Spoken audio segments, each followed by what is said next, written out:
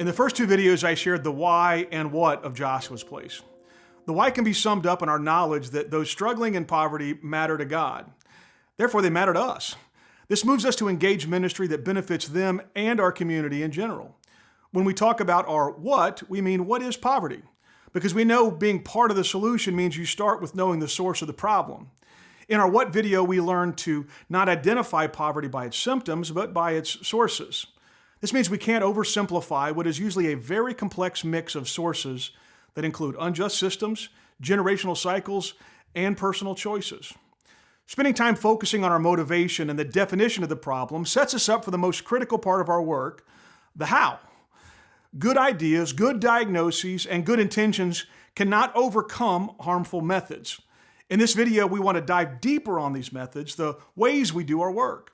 In the previous videos, I talked about our core belief about the innate value in every human being and our desire to do work in a way that preserves dignity and does not increase shame or embarrassment. This is critical because our desire is for friendships, not clients or customers. We want to serve in a way that allows for future connections built on trust and relationship, not simply transactions of goods and services. We found that this desire begins with prepositions. You might recall from English class that prepositions are the words that connect verbs and nouns and reveal the relationship between the action and the person, place, or thing. Prepositions are important to us because the relationship between our actions and those we serve is critical.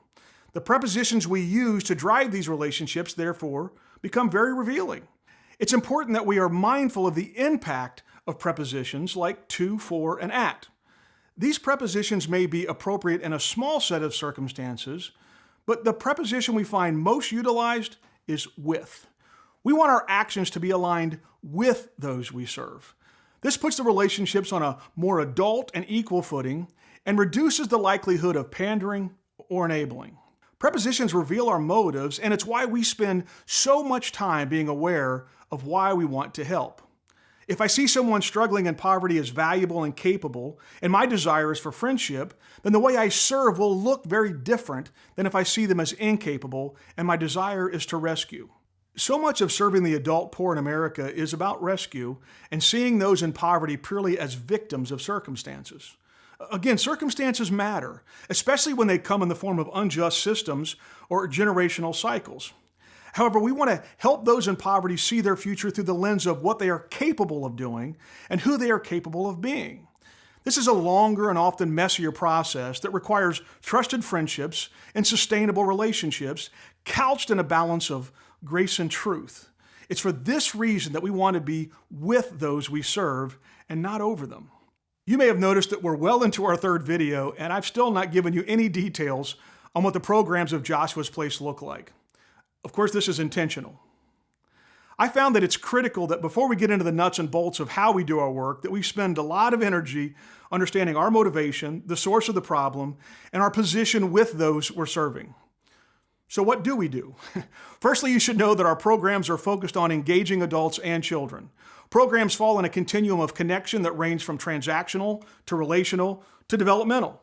A transactional program is one where we have a limited knowledge of the person we're serving or their personal situation. This help tends to be more material, and the connections tend to be more short-term. There's a place in our work for transactional programs, but we know that this type of help is not transformative. It's good work, but not good enough.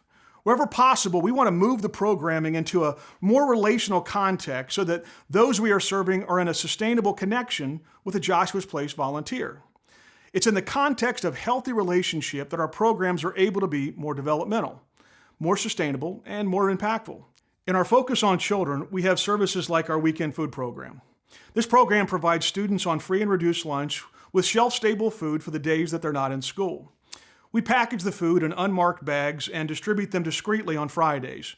For school days, we offer support to local school districts through our Care Closet. These are supply cabinets we place in each building of a district and stock with daytime snacks, nutrition, and hydration for kids that have a need. Additionally, for the junior high and high school students, we provide personal hygiene supplies that can be distributed in a way that does not cause embarrassment to the teenager in need. Our weekend food program and care closets are fairly transactional, but they're practical and very needed. Now, many of the kids we serve through our food programs may also attend our summer camps. These are camps that keep kids engaged in activities during the summer months. They include food, sports, learning, and fun.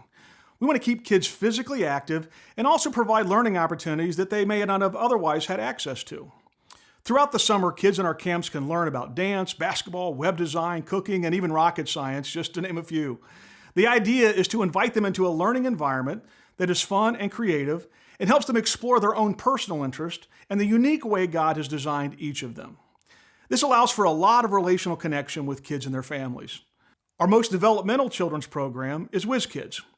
WizKids is a one-to-one adult-child reading literacy program. This is a ministry we provide in partnership with City Gospel Mission here in Cincinnati. Each week of the school year, an at-risk child that is struggling in reading meets with a tutor for an hour after school. They spend that hour together improving the students' reading skills and creating lifelong connections. Many of our tutors have had the same WizKids throughout elementary school and have gone on to be mentors for the students and friends to their families. It's highly relational and could not happen without the committed tutors that commit to serving. Of course, the kids are not the only ones impacted by this program. We like to say an hour a week is 2 lives changed. Our food, camp, and reading programs are the most visible work we do. However, we also do a lot of work behind the scenes, making sure the kids we serve are able to participate in all school activities.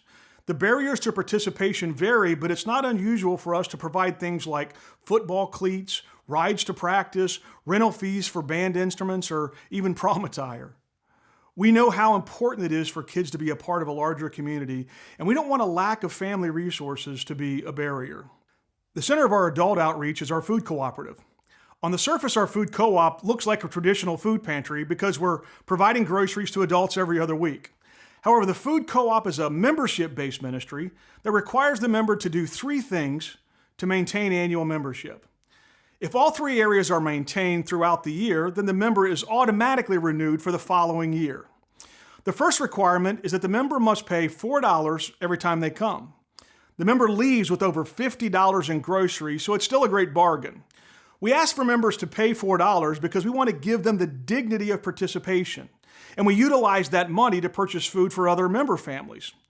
The second membership requirement is that the member must meet with a Joshua's Place volunteer each time they come.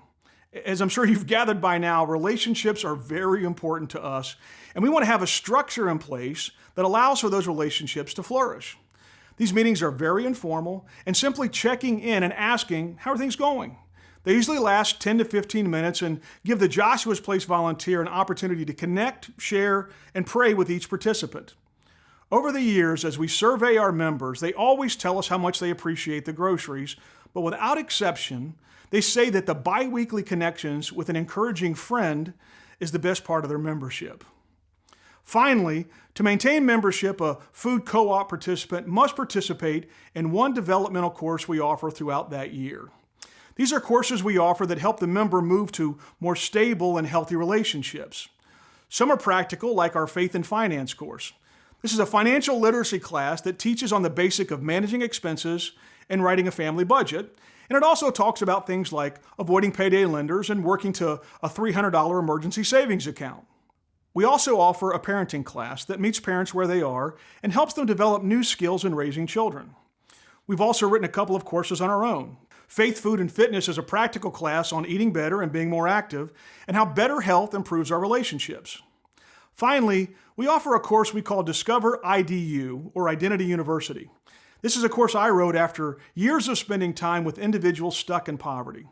Over the hundreds of hours that I'd spent listening to them describe their circumstances and themselves, I started to notice trends in their stories. I heard in their voices a hopelessness that was built on an internal assumption that they were stuck and that their futures could not change. At the core of this lack of hope was a flawed image they had of themselves and their ability to change their own future. The course starts with the participant taking a personality profile that helps them see themselves objectively. From there, we teach about the process of change and how that to impact our current results, we must also look at our actions, beliefs, and experiences. We show how our identity is the foundation of change, and a healthy, honest, and an objective view of self is where sustainable change begins. In each class, we focus on the key relationships we all have and how our personality and view of self impact the health of those relationships. In this process, we introduce development skills for improvement.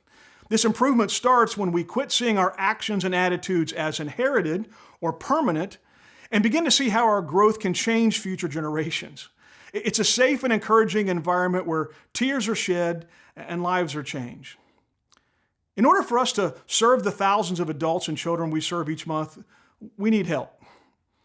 To grow our ministry, to meet the needs in our communities, we need a structure and resources to make our work sustainable. We create structure in our programming by building plans around individual school districts. This helps us internally to build teams and externally with communication. We've also found it to be a critical method for us engaging families that we may not otherwise have known about. We know that poverty manifests acutely in local schools. If you want to know the specific needs in your community, ask the local principal, school nurse, or counselor. Our educators today do a lot more than education, as they're forced to deal with the social issues that kids are bringing with them to school. Many of those struggles are socioeconomic and require additional resources if a child's going to thrive. This is where we believe the local church can provide sustainable help. We found district administrators to be very open to partnering with the faith community as we have a common goal of supporting struggling families. To support school districts, we also need the support of the local churches in that community. Joshua's Place is simply an extension of the local church wherever we go. It's not our desire to maintain control or insist on credit for the good work being done through churches, but that we would simply be a conduit of kindness as Christians in each district find themselves being the hands and feet of Christ to those that are suffering. We invite pastors and lay leaders to get involved as we provide support and structure for programs that may be needed.